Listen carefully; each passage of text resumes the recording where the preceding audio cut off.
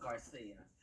Let me say to my colleague on the other side, Congresswoman Wagner, for using her time to actually read me the oversight plan. And for the record, let me just say, clearly I read it. And let me use my time to say that I read it. And that was one of the reasons that I wanted to make sure that we protected diversity. Let me also give clarity based on her remarks and others that what this amendment is doing is asking to put diversity efforts and requirements back into what is already law because it's in the Dodd-Frank Act. And secondly, words matter. I say that every day. And Mr. Chairman, I applaud you for the gift for me to chronologize and journal my journey here. And I'm going to dedicate this book to writing about DEI. Every time I come into this committee, I'm going to put you on notice. I don't care what the topic is. I'm going to put your districts on notice. I'm going to make this my commitment because I get a card here that says to me that we're going to work on policies that will make our nation stronger.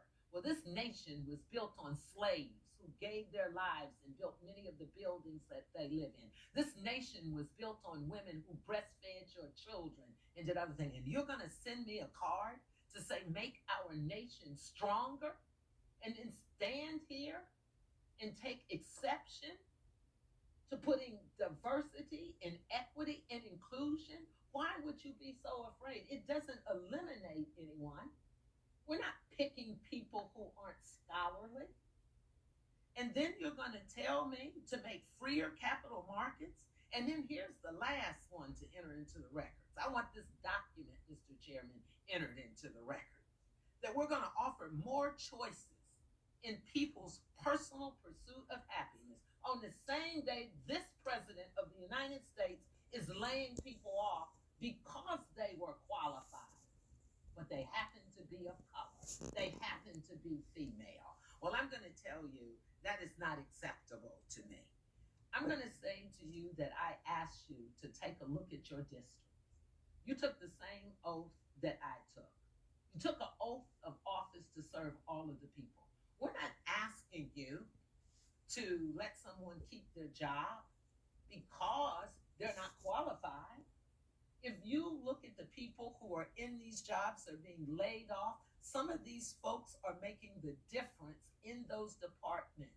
To give them lack of notice about their future and put this mark on their resume, how do they go look for another job and then explain? I did all this great stuff, but what am I supposed to say? But because my gender was what it is, I got removed. Look at this room and the people over here. You know, we got a vice president that got a black or brown wife.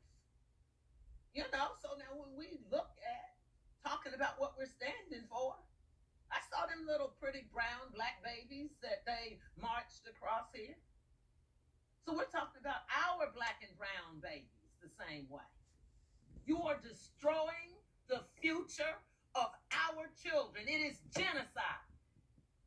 And you're going to hear it repeatedly from me. Every day I hope I make you as uncomfortable as this makes me. And I yield back.